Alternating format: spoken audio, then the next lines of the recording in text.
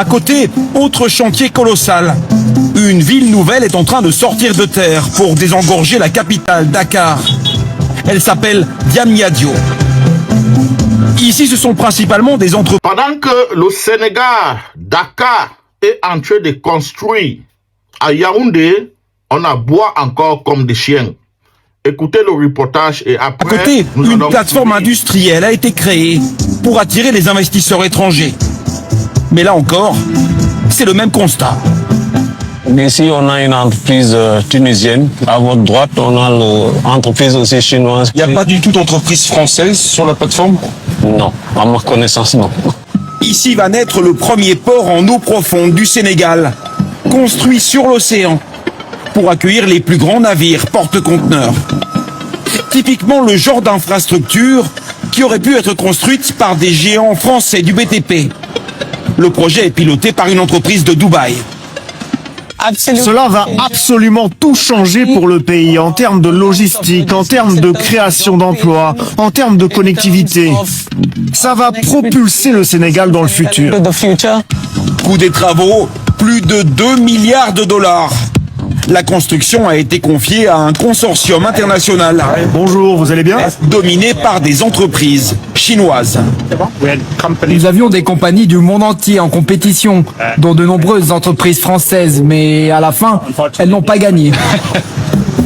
Selon nos informations, le consortium emmené par FH était 20% plus cher. Il n'a donc pas été retenu. Pour Bohum So, qui dirige cette plateforme, les Chinois auraient mieux compris le marché sénégalais. Comme dans cette usine qui fabrique des emballages en carton, où des Chinois forment des employés locaux. Voilà, je te cherchais là. Bonjour. Ça va? Et voilà un exemple que nous saluons.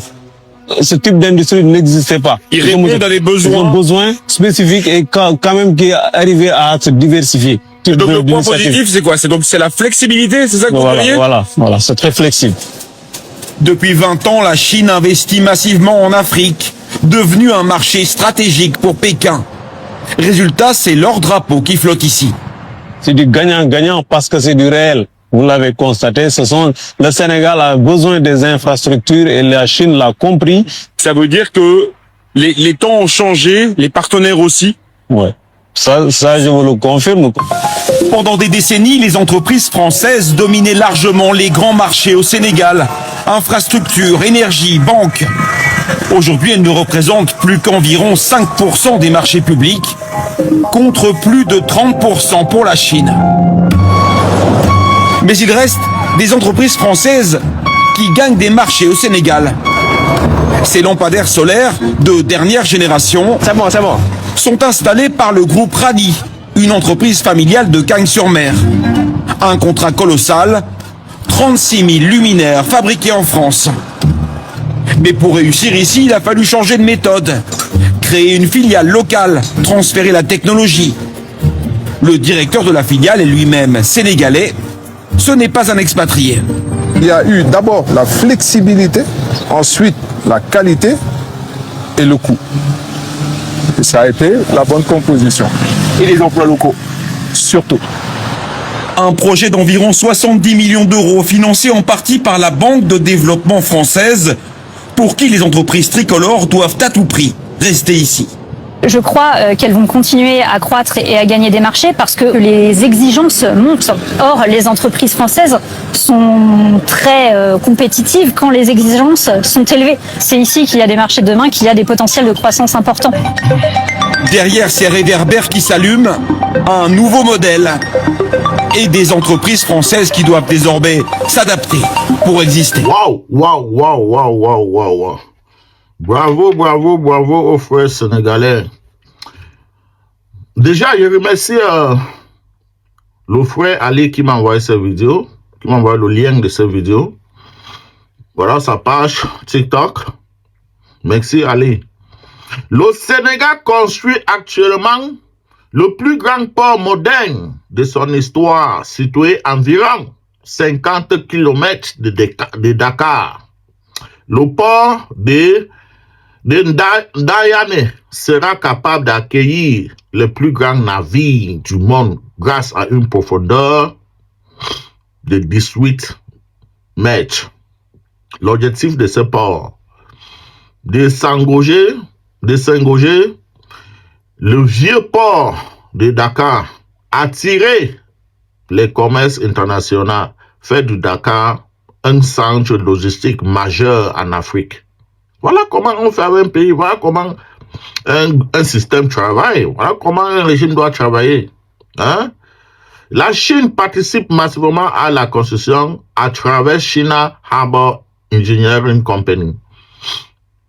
Pendant 7 ans au Cameroun, la Chine est en train d'exploiter le sous-sol camerounais. La Chine a ramené même Kintakoute au Cameroun. On frappe les Camerounais dans les supermarchés comme si c'était les Kintakoute. Pendant 7 ans, le Moumi est en train de dormir tranquille et s'en fout. Le Sénégal est même en train de construire une nouvelle vie. Il dit, qu'on est passé avec son Eco City là. Il voit une nouvelle vie de Sénégal ici là. Diam Niadio, la nouvelle vie du futur. Diam Niadio n'est pas seulement une vie. C'est un projet gigantesque pensé pour réduire la pression sur Dakar, créer des emplois, attirer les investisseurs, industrialiser le Sénégal. La zone industrie acquis déjà des usines, des entreprises technologiques, des centres numériques, des start-ups, des entreprises étrangères. Le Sénégal veut devenir un pays qui produit et non seulement un pays qui consomme comme le Cameroun, qui passe son temps à consommer seulement. Le Sénégal veut produire. C'est exactement comme ça que la Chine avait commencé. C'est exactement comme ça. Donc, le même système que la Chine avait utilisé, c'est le même système que le Sénégal est en train d'employer maintenant. Là, nous sommes en train de parler. Et vous allez voir ce que le Sénégal va devenir.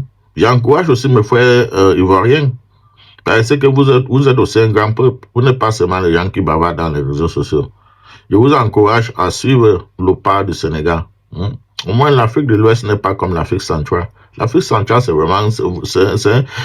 l'Afrique centrale est vraiment maudit. L'Afrique centrale est vraiment maudit. Bon, il y a quelque chose que j'aimerais savoir ici là.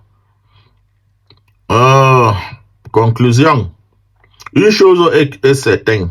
Le Sénégal est aujourd'hui en train de construire des infrastructures que beaucoup de pays africains rêvent encore d'avoir, comme le Cameroun, qui passe le temps à aboyer ce manque dans les réseaux sociaux, pendant que le Sénégal est en train de construire. Le véritable défi maintenant sera de savoir si cette croissance profitera réellement au peuple sénégalais et aux générations futures. L'Afrique avance, le Sénégal avance, et le Sénégal veut clairement faire partie des leaders du continent, tels comme l'Afrique du Sud, le Maroc, bon, les autres pays là, je ne veux pas trop parler de l'Afrique, j'aime beaucoup plus parler de l'Afrique noire. L'Afrique noire. Mais l'Afrique est en train de construire son avenir. Pendant ce temps, les Camerounais sont en train d'aborder dans les réseaux sociaux, sont en train de créer pour bien Ayop, les têtes PC que vous êtes. J'espère que vous avez bien vu. J'arrive avec la gare du Cameroun. Vous allez lire en maman, n'importe quoi. Mon frère Yala, je t'encourage, je suis avec toi. Tous les Camerounais de bonne conscience sont avec toi 100%. Tous les Sénégalais, tous les Africains qui vont s'élever pour dénoncer la malgouvernance, ces moumis de vauriens à Yaoundé. Mon frère, vous tous, vous irez au paradis. Votre route, hein? Mon frère, toi Yala là, sache que ta route pour paradis, ton ticket pour paradis ne souffre de rien. Tu iras au paradis. C'est de ça qu'il s'agit. Yala!